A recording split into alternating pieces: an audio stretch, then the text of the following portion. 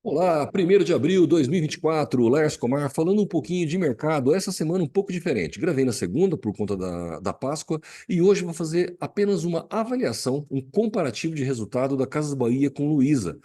Tivemos o resultado das duas do quarto trimestre divulgado, o balanço consolidado 2023, ou seja, as duas grandes gigantes do varejo, aquelas que dominam uma boa parte dos móveis que são vendidos no Brasil, por isso nos interessa tanto. Quais são os resultados dela? Uma veio com um lucro de 100 milhões, já falamos na semana passada aqui, isso correspondeu a 1%, é pouco, mas a outra veio com prejuízo de 1 bilhão, é muito alto. Mas eu queria fazer alguns outros comparativos, porque se fala que as duas estão no mesmo mercado, não é? Bom, mais ou menos isso. Semana passada falamos sobre o lucro da Luiza, agora veio o prejuízo. Eu fiz aqui uma análise pessoal, então é a visão do Laércio disso tudo, tá? Mas busquei lá neste site uma matéria na Isto é Dinheiro de fevereiro de 2022, sim, 2 anos atrás, onde foi publicado o prêmio As Maiores Marcas do Brasil, Casas Bahia e Magazine Luiza, lado a lado, as duas em primeiro, segundo lugar ali, disputando essa atenção, essa marca mais valorizada, não era faturamento, não era lucro, mas era a marca. E há 2 anos, a Bahia primeiro, segundo a Magalu, seguidas por Mercado Livre, Americana, Ponto Frio, Amazon, Extra, Fast, Submarino. Se nós formos juntar aqui que a Casa Bahia também tem o Ponto Frio e o Extra, se nós formos ver que tem outras marcas aqui que estão sendo, trabalham mais marcas, mas uma mesma empresa, de qualquer forma, a Bahia e a Magalu sempre representaram muito para o varejo e também muito para o móveis. E na época, eles tinham esse levantamento, essa pesquisa ela era feita até 2019, aí ela deu um pulo, voltou em 2022, e eles comentam que o ano em que a pesquisa foi realizada pela última vez, 2019, a Magalu assegurava a posição com folga, ela estava em primeiro lugar, longe da Casas Bahia. E que de lá para cá, de 19 para 22, a Casas Bahia deu um salto em inovação e digitalização, sem deixar de lado o investimento em expansão física. Opa, vinha crescendo. Olha a contramão do que está hoje, nós sabemos que ela vem diminuindo, ela intencionalmente diminuindo. Por isso mesmo, nem mesmo os avanços do Magazine Luiza durante os 2 anos foram suficientes para barrar seu maior concorrente no setor hoje. Segundo palavras do consultor Eduardo aqui, as duas marcas foram competentes em entender as mudanças no consumo e mudar o negócio. É fácil, claro, com a permissão aqui, Eduardo, com licença, há 2 anos depois eu falo assim, puxa, não deu certo, né? A visão à época é que os dois agressivos estavam funcionando, consolidaram a marca. Mas eu não sei até onde eles conseguiram se adaptar ao mercado, porque essa briga por ser o maior, por faturar mais, a tal da geração de caixa que tanto me incomoda, acabou levando essas empresas a problemas, a dificuldades de resultado. A hora que sai algum prejuízo, um lucro, dá uma conversa enorme no mercado, porque as duas pesam e pesam muito, porque são líderes de um mesmo mercado, um mercado de varejo, de móveis e eletro. Bom, mais ou menos, tá? Tem algumas diferenças aqui que são significativas, mas que eu não vejo quase gente falar, e é isso que eu venho compartilhar com vocês aqui também. Minha visão, tá? Sem nenhuma entender mais do que outro ou entender do que tem no mercado. O mercado é igual. Bom, o ponto de venda é bem diferente. Eu fui lá no site da Casa Bahia e da Magazine Luiza, peguei dados deles, das publicações que eles fizeram, então não há aqui uma distorção por alguma reportagem ou meio de comunicação, é apenas a minha visão. Se distorcer, fui eu que fiz isso sem intenção nenhuma. E antes de mais nada, nós vamos ver lá no site, nessa matéria, falando sobre o ponto de venda, eles dividem em três categorias: a loja física, 1P e 3P. Então vamos deixar claro o que é isso, tá? A loja física, 1P e 3P. O nível 1P é o comércio eletrônico de primeira parte, é o e-commerce, é uma loja, apenas a loja. Então o Magazine Luiza e a Bahia compram produtos para vender na loja física e compram para vender através do site. Uma venda normal do site, sai do estoque deles e vai para lá. Eles compram e vendem. O lucro é através da compra e venda. O nível 3P, é um marketplace. Nesse caso, são lojas que utilizam a plataforma da Bahia e da Luiza para vender, mas a Bahia Luiza não compra e vende produto no 3P. Ela recebe uma comissão por facilitar a transação. Então, existe um faturamento deles através da loja física, um faturamento através do e-commerce deles, e existe uma comissão que eles recebem de lojas que compram e vendem e utilizam a plataforma deles. Eles não têm risco de compra e venda nesse caso. E aí começa uma divisão considerável entre Casas Bahia e Magalu. Aqui ainda observando que a Casas Bahia, ela divulgou a receita bruta por canal de venda, enquanto a Magalu divulgou a participação no número de itens. Então, uma está falando em quantidade de peças, a outra está falando em faturamento. Mas nós sabemos que a proporção disso não foge tanto assim, não, tá? Então, por exemplo, a Casas Bahia, no quarto trimestre de 2023, as lojas físicas foram responsáveis por 65% do faturamento dela. 2/3 da venda da Casas Bahia saiu através da loja física, enquanto na Magalu isso foi 27%, menos de 1/3.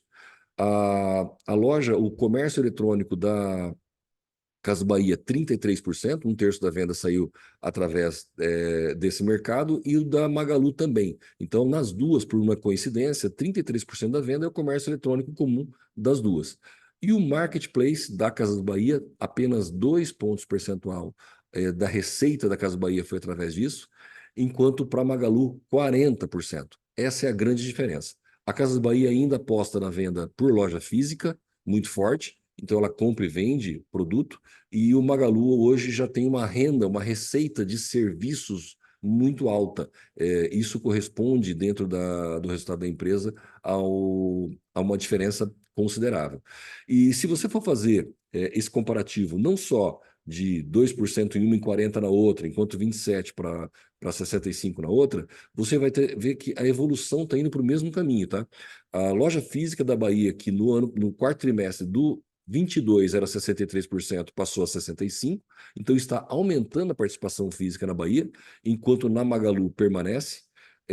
O comércio 1P, que seria a venda através do site da Bahia, diminuiu de 36% para 33%, enquanto na Luiza diminuiu de 35% para 33%, então talvez até seja um movimento natural do mercado, mas enquanto o marketplace da Bahia veio estacionado, o da Magazine Luiza cresceu de 38 para 40, é lá onde eles estão colocando.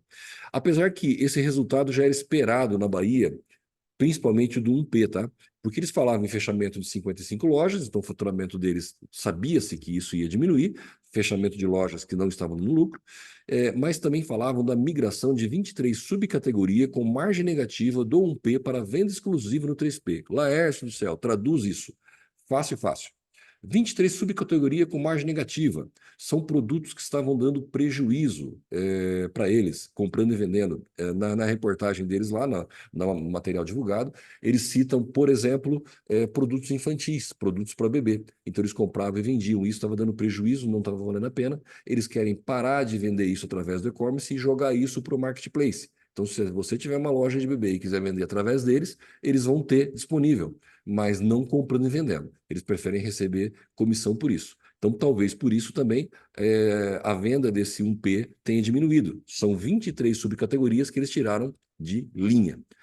E também falamos que eles atuam no mesmo mercado, mas até quando? O ponto de venda já não é o mesmo? O mercado é o mesmo? Vamos lá. Também no site da Casa Bahia, tem uma matéria que eles falam assim: dedicaremos um olhar mais direcionado para a participação de mercado das categorias core, das quais somos reconhecidos. Laércio, traduz isso para a gente. A categoria core, core de coração, é aquilo onde a empresa ela é melhor, é onde ela melhor funciona. E eles querem focar nas 5 onde eles são mais reconhecidos, onde o mercado diz: vou comprar esse produto, vou na Casas Bahia. Quais são esses 5 que eles pretendem? E nós estamos comparando aqui, e eles divulgaram, de 2019 para 2023, o quanto esse market share, a participação do mercado de venda online deles, cresceu nessas categorias. Por exemplo, em cinza aqui são televisores. Olha a participação que eles tinham em 2019, olha o que tem hoje. O azul são eletrodomésticos, também com uma baita de uma alta. Nós vamos ter telefonia, que já era grande, mas hoje cresceu também a participação. Em amarelo, informática era pouco, teve uma oscilação, mas ela cresceu bastante. E, por final, aqui, móveis, que cresceu até 2021, dentro da pandemia, de lá para cá, dá 5. É a única que ultimamente ela vem caindo, sim. Isso nos preocupa. Casas Bahia, um dos maiores vendedores de imóveis do Brasil, já há 2 anos, segundo esta reportagem, ela não tem crescimento do market share. Apesar do mercado de imóveis vir crescendo, eles não estão crescendo com essa linha. Puxa, então para a Bahia isso não está legal? Então, olha o que a Magalu fala sobre, na divulgação dos dados dela sobre produtos. Ela destacou 3 aqui, tá? Acessórios para a cozinha foi a família mais vendida em itens em 2023. Pneu automotivo apresentou o maior crescimento em itens. Mais de 1 milhão de pares de tênis de corrida vendidas no ano. Sentiu falta de falar móveis? Pois Casas Bahia voltando para móveis, tentando olhar móveis e eletrodomésticos, que ela é o melhor, e loja física. Magalu olhando para marketplace, tudo que pode ser vendido. Móveis dá trabalho e talvez não dá tanto lucro. Então, nós já sabemos o que provavelmente daqui a 2, 3 anos irá acontecer no mercado.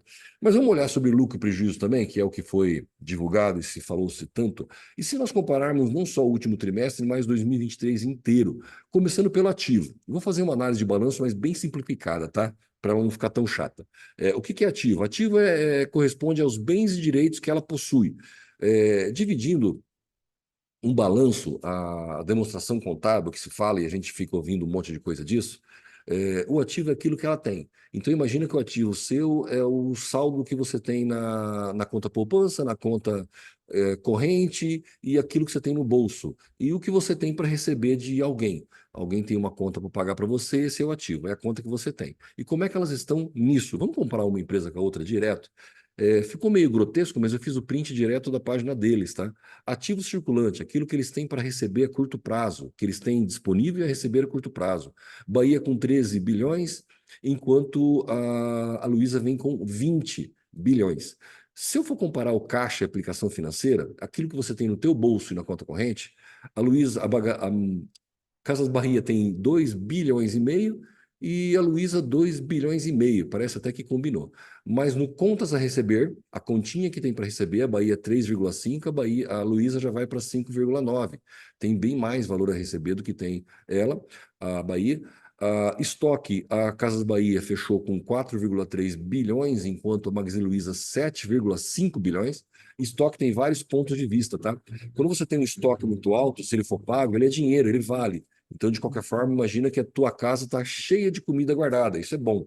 Mas também numa loja, isso tem os pontos negativos. Se você tem um estoque muito alto parado, desnecessário, é dinheiro que eles estão perdendo, porque as duas companhias pagam juro para capital. Então, ela está pagando juro para ter dinheiro lá. Imagina que você tem sacos e sacos de arroz estocado em casa e está pagando o cheque especial. Para que isso, se lá na ponta o arroz não está subindo nesse preço? Então, estoque muito alto talvez não seja legal. Mas o estoque baixo para uma rede varejista também pode ser muito perigoso, porque se alguém for comprar e não tem o produto disponível, a que tem no estoque ganha. Então, esse equilíbrio é a parte mais complicada, por isso eu destaquei estoque, porque se você for ver em matérias divulgadas na mídia, se fala também sobre a questão estoque. Depois fecha com um ativo não circulante, é aquilo que tem para receber, mas não é tão disponível, não é tão facilmente convertido ou se recebe há mais de um ano. A Bahia com 18 bilhões contra 17 do Magalu. Puxa, até aí são números até muito parecidos, né?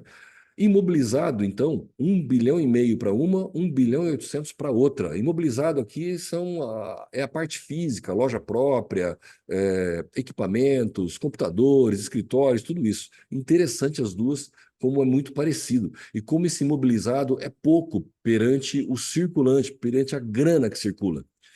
E a gente continua pelo passivo. O que é o passivo? É a conta que você tem para pagar, tá? Eu, você e eles, uma empresa tem a conta para pagar. Então, o ativo é o que está na conta corrente, é o que você tem para receber, passivo é o quanto você tem para pagar. Lógico que a gente sempre quer um ativo, o a receber maior do que o passivo. Mas o passivo circulante da Bahia é de 18,800 bilhões, enquanto o da Luiza 17,400. Espera aí, até aí está ficando muito parecidas as duas empresas. Se eu for comparar fornecedores a pagar, eu tenho 7,2 bilhões da Bahia para pagar para o fornecedor, enquanto a Luiza tem 7 bilhões, também muito parecido. Empréstimos e financiamento, 2,3 bilhões da Casas Bahia contra 2,9 da Luiza. E aí a gente vai para o passivo não circulante. É a conta que eu tenho para pagar só que a longo prazo, ou seja, não é nesse ano, eu tenho para pagar lá para frente. A, a Casa Bahia 9,7 e a Luiza 10,4. Também parece não ser muito diferente. Mas você deve ter ouvido falar sobre alongamento de dívida da Casa Bahia. Por quê? Porque a conta, esse empréstimo que ele tem para pagar, está vencendo muito curto. E se ele tivesse isso para pagar lá na frente, é mais confortável. Mais ou menos assim, tá? Imagina que esse mês você tem que pagar IPTU, IPVA, a conta é enorme. Mas se parcelarem para você, fica mais fácil. É a mesma conta para uma empresa. Só que esse parcelamento que a gente está falando é dividido isso em anos, tá? E nesse caso, a Bahia tem a longo prazo 1,6 bilhão a pagar, enquanto a Luiza tem 4,4. Mas então pior para a Luiza, ela está mais endividada? Ela está mais endividada a longo prazo. Até lá ela tem tempo para renegociar ou pagar ou ter lucro. Por isso, uma situação mais confortável. E o que sobra do que eu tenho para pagar e do que eu tenho para receber? É o patrimônio líquido. Sim. Imagina que tudo, se você for pegar Casas Bahia, Luiza, tua empresa, o teu negócio, e você fala, cansei de brincar, eu vou pegar tudo que eu tenho, vender, receber tudo que eu tenho para receber, pagar tudo que eu tenho para pagar, quanto é que sobra no final das contas? Desmontei a empresa, quanto é que sobra? Aí tem uma diferença considerável. Patrimônio líquido contábil hoje da Casa Bahia é de 3,4 bilhões, teoricamente é o que ela deveria valer, patrimônio líquido, né, contábil, enquanto a Luiza tem 9,6. Então, existe um patrimônio da empresa acumulado ao longo dos anos, uma gordurinha que sobrou aqui, que pode ser queimada, ou a gente quer que cresça mais, de 9,6 da Luiza contra 3,4 da Bahia. Talvez por isso uma visão do mercado um pouco mais confortável. Depois tem a DRE, tá? É demonstração do resultado do exercício. Ativo e passivo, que nós olhamos é quanto você tem e quanto tem para receber e quanto você tem para pagar. A DRE é o que ocorreu durante 2023. É quanto você faturou e quanto você gastou. Pode ter sobrado ou pode ter faltado. Vamos fazer também esse comparativo com Casas Bahia e Luiza, com o extrato, o balanço consolidado 2023. Então, não é só o último trimestre, não. Eu peguei o ano inteiro. Sabemos que as empresas vêm em ajuste, então os trimestres têm resultados diferentes, indicam situações diferentes, mas eu quis aqui fazer o comparativo ano, somando aí todos os lucros e prejuízos, né? E da Casas Bahia, ela teve uma receita bruta de todas as marcas ligadas a ela de 34 bilhões ano passado. É grana pra caramba. E a Magalu, com todas as marcas, inclusive de venda de calçado, de tudo mais, 45 bilhões. O Magalu aqui circulou 45 bilhões em faturamento dentro das suas plataformas todas, e físicas e e-commerce, enquanto a Casas Bahia 34. Quando você vai pegar o lucro bruto, o que é isso, o lucro bruto? Eu tirei aqui o custo da mercadoria vendida e com isso sobrou 8 bilhões desse faturamento para Casa Bahia, sobrou 10 bilhões para Magalu, tirar as outras despesas. O que chama muito atenção, e aí dá uma diferença muito grande, as outras despesas aqui são muito equivalentes de uma empresa com a outra, muito proporcionais, mas uma diferença muito grande de uma para outra. A receita financeira poxa, mas você está falando que ela, Casa Bahia, outra, elas pagam? Sim, elas pagam juro. Como existe um. Elas só conseguem trabalhar com capital de terceiro, ela não consegue trabalhar só com o dinheiro dela. É como se você não conseguisse trabalhar sem o cheque especial. Você todo mês recebe o seu salário, gasta e paga um jurozinho com cheque especial. Mas elas também recebem juro financeiro em algumas situações. Quando vende a prazo para um cliente, também entra. Então ela recebe juro, ela paga juro. E essa despesa financeira é onde está todo o problema. Não só dela, como muita indústria de imóveis, muito fornecedor de insumo, muito representante comercial, muita loja. Esse é o problema do mercado em geral. Quer ver por quê? Receita financeira da Casas Bahia, 376 milhões. Receita financeira da Magalu, 1,1 bilhão. Ela recebe 3 vezes mais juros do mercado do que as Casas Bahia. E gasto. A Casa Bahia gastou 3,4 bilhões, enquanto a Luiza 2,8, faturando mais. Ou seja, o gasto financeiro, despesa e receita da Bahia aqui foi de 3 bilhões, enquanto o da Magazine Luiza, despesa contra receita, vai sobrar aqui 1,7. praticamente o dobro a Casas Bahia paga de juro por mês. É como se eu e você pagasse o dobro de juro de cheque especial do que outra pessoa. Vai faltar mais dinheiro no final do mês? Vai. Essa é a conta básica. Ah, eu tenho um salário de 2.000, gasto 1.000 com um aluguel, gasto mais 1.000 com comida, zerou a conta. Uma pessoa recebe os 2.000 e gasta 2.000 e não paga juro, a outra recebe 2.000, gasta 2.000, mas tem que pagar R$ 100 de cheque especial. Essa é a diferença. Vai sempre aumentando o tamanho do rombo. Tanto que se você for olhar o lucro líquido do ano, aí já consolidado, nós temos 2,6 de prejuízo da Casas Bahia. Sim, ela faturou 34 bilhões ano passado e ela deu um ré de 2,6 bilhões. Ela tem menos patrimônio, 2,6 bilhões, enquanto a Magalu rodou 1 bilhão negativo dos 45 bilhões dela. É mais ou menos o seguinte, tá? Para cada faturamento da Casa Bahia, 7,6% custa a mais para ela para manter, e o da Magalu 2,1%. É um RED de 2,1% no ano. Se você for observar aqui, a Bahia perdeu 2 bilhões e 600 milhões no ano. Pois é, ela pagou 3,4 de juro. A Luísa perdeu 1 bilhão, ela pagou 2,8 de juro. Isso significa que se essas duas grandes redes fossem capitalizadas, se elas não usassem dinheiro de terceiro para poder manter o próprio negócio, girar, elas teriam dado lucro, ou seja, a operação é viável. A operação é viável. Tanto que aqui deu prejuízo e nessa mesma semana a rede Gazin chamou lá os seus fornecedores para divulgar um crescimento muito bom de faturamento e um crescimento de lucro, com percentuais muito acima do que essas empresas podiam esperar. E está no mesmo mercado. Então, pagar juro e receber juro faz toda a diferença no mercado, sempre vai fazer. Fácil falar, o difícil é chegar lá. Eu vejo que tanto Bahia como Magalu as empresas estão tentando, estão buscando isso, mas não é fácil reverter. E aonde é que se perdeu isso? Onde é que deixou de se dar lucro? Eu lembro de Casas Bahia comprando à vista, vendendo a prazo, bancando tudo no carnezinho da Casas Bahia. Imagina como era isso. Em algum momento elas tiveram que crescer um monte. Vem essa história da geração de caixa, tem que gerar caixa, gera caixa. Só que se gerar caixa, não gerava lucro. E com isso, cada vez pagando mais juro. Os bancos felizes da vida, as financeiras felizes da vida, recebendo juro, e essas lojas dando ré, comendo o seu patrimônio. Torço para que consiga reverter, pare-se de falar tanto em geração de caixa e se fala em geração de lucro, e que consigam continuar comprando e vendendo muito móveis ainda para a população e ajudando toda essa cadeia produtiva que a gente depende tanto e tanto gosta. Muito obrigado. Se tem algo que eu falei aqui que você não concorda, coloca nos comentários aqui do vídeo. Não sou nenhum expert, é só uma visão minha mesmo, sem nenhuma pretensão. E muito obrigado. Até semana que vem.